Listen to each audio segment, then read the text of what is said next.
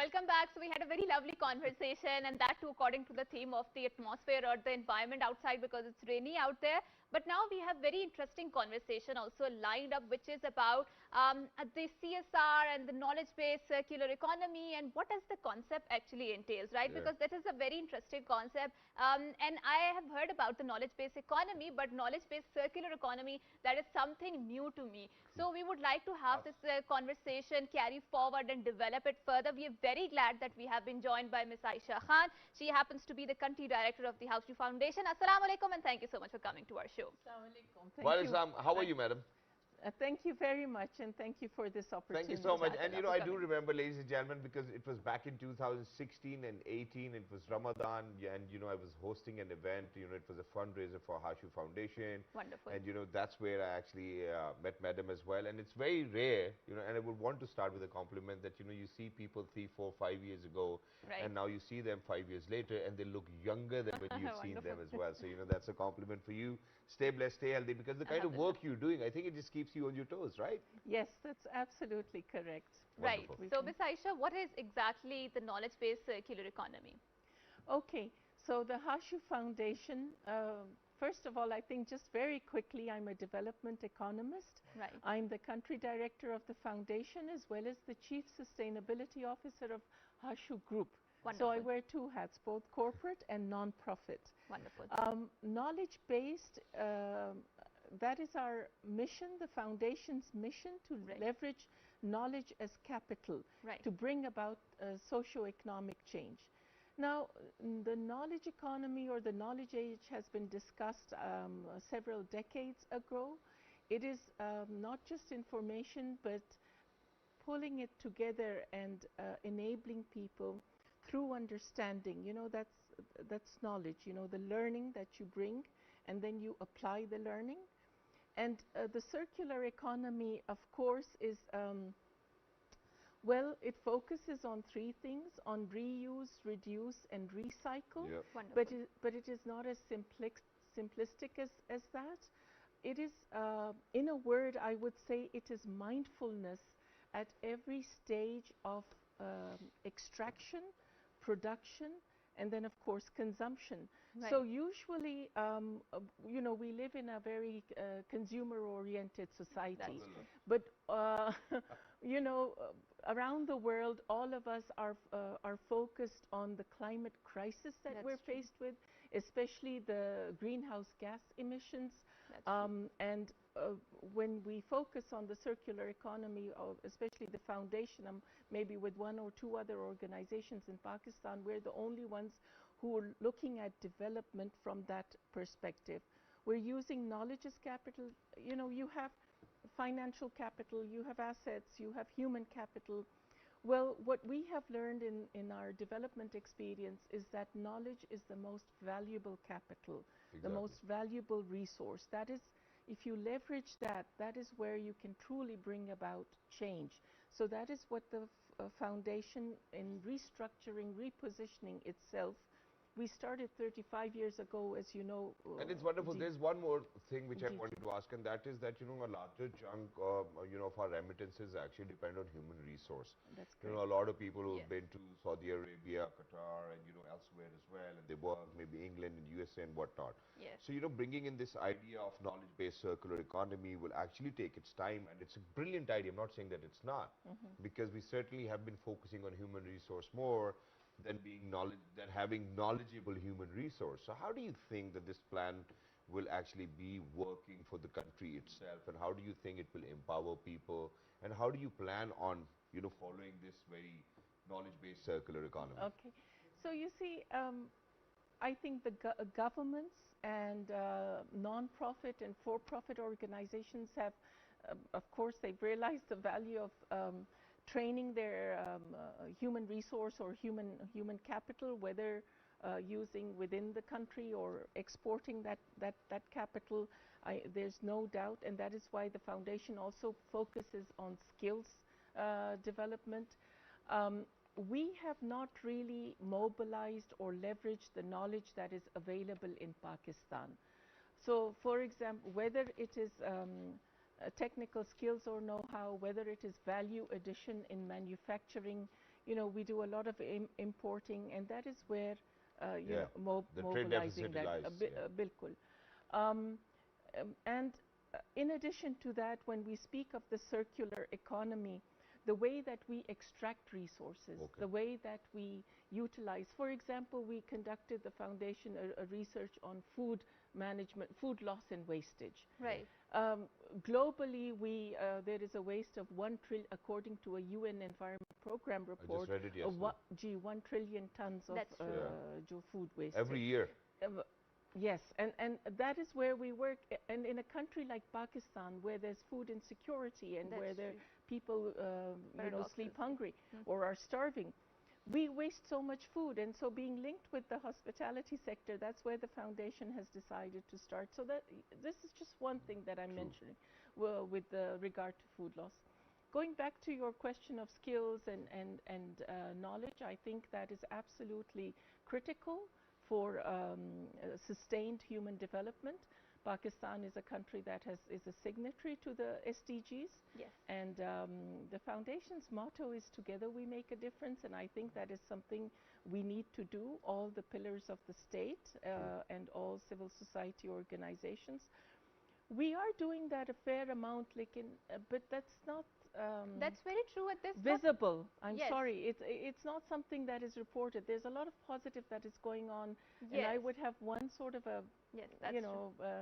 it should be reported That- more. It should be Alhamdulillah, and to reported. get started with one positive, it's right in front of you, ladies, ladies and gentlemen. I think Yes. just look at our show; it's all positive, Yes. right? That's positive, and so there's a lot of conversation regarding the sustainability element, and especially when you talked about the consumerist economy, because now there's a conversation that how we need to be more sustainable in order for our future generations to survive and thrive Yeah. on this planet. And empowering communities is an essential element, especially the indigenous communities, of the sustainability element, right? So how is your foundation making sure that you are just not doing it for the PR stunt or for the PR sake, but you're also actually empowering the communities? Can you reproduce some of the examples that you have done that? Gee, absolutely. So like I said, we work in partnerships. Wonderful. Well, we work with the UN, for example, UNHCR for Afghan refugees, or UNDP for our own national communities. We focus on the most vulnerable areas, underprivileged people, so primarily in the rural communities. There are two strategies that really help people, and one is called livelihoods approach. So livelihoods is an integrated approach whereby we provide an element of community development and physical infrastructure. So water channels that will provide access to basic water. I mean, Pakistan is still, there are pockets of underdevelopment. Right. So, I mean, we That's usually true. think of just the urban centers, and of course there are different crises or issues like that should be addressed by certain SDGs, such True. as of urban development. But, again, speaking more of underprivileged and what the foundation does. So, again, community development, physical infrastructure, creating awareness, health and nutrition training and awareness. Right. A majority of the people don't have access to basic services, That's true. such as I mentioned, water, but also the opportunity to enable and empower themselves. So we have a very a hallmark program, as it were, which is our forte, and that's called ETHIC, Right. Entrepreneurship Training Hub and Incubation Center. Wonderful. And that's, we train people in entrepreneurship development and make them job creators. Wonderful. So skills, enabling them to using our network of the private sector and helping them to get jobs in the country and abroad. And then entrepreneurship, particularly during COVID and, this economic recession. Now, many That's people give trainings, many organizations, but they don't know how to enable people with resilient skills and enable them to, continue becoming productive and self-reliant during challenging times. Right. And this is our forte, I feel. And thank you so much for giving that example as well and sharing success stories. And it's beautiful to know that, how Hashoo Foundation has been working day in, day out tirelessly, because I've worked very close with you and been to your offices as well. Now, imagine that a project which was, undertaken by Hashoo Foundation, it's completed now. How do you think that you made it sustainable for people, that even after the completion, people will still be empowering themselves, or those people who were with a part of that project, who were being empowered, will continue to empower other people within their own community? So how does Hashoo Foundation make sure that, okay, it's going to be a lifelong process? Or they become change agents, in other words. Yes. Yes, thank you very much for that question. That is something the foundation is especially proud of, our sustainability post-project. So I'll give you an example of our action research initiative. Our strategies are action research and policy advocacy, along with capacity building. This was with the Hashoo Group's funds that we initiated this back in 2017. And the idea was looking at a water, energy, food nexus. So we came up with an integrated approach. Our first initiative was in a village called Gurunjar in Gilgit-Baltistan, which no government or NGO had been to. Right. There's a metal road to it. It's a 2-hour drive from Gilgit, but a small community. And we used this, so it was a very kind of a scientific evidence-based approach, that if we do this, if we go for an integrated approach, then there will be local economic development. So there was our climate action program, our education program, our health, all the foundation's own learning, as well as global research.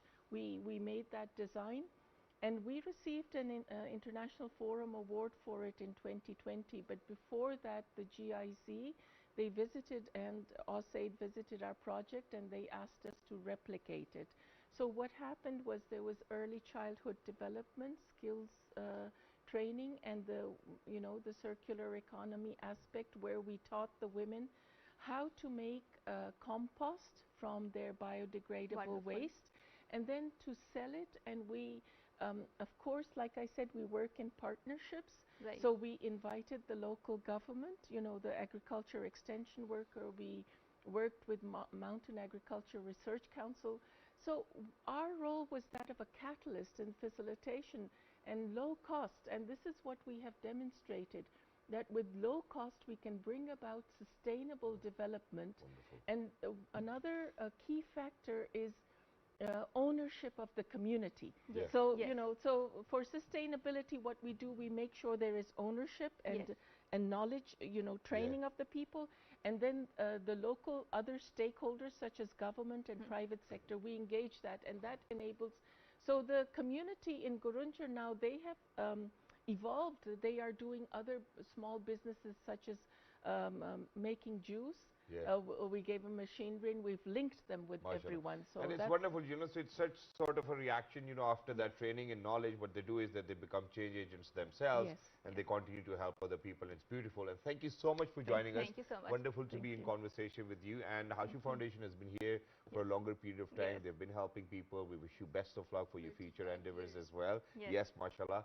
Imagine 3.5 decades, ladies and gentlemen, and I'm as old as 3.5 decades as of now as well. So thank you so much. Wonderful to have you over here, and for everybody who's out there. Ladies and gentlemen, we were a little short on time. I wanted to ask a little more about Hashoo Foundation and what other projects were being undertaken, but inshallah we'll keep that conversation for some other day. If madam can allow us, or probably can visit us again, that'll be wonderful as well. Until next time, I think it's about time that we say goodbye, but let's do it our style. 1, 2, 3. Good morning. It's a rainy day. Have pakoras.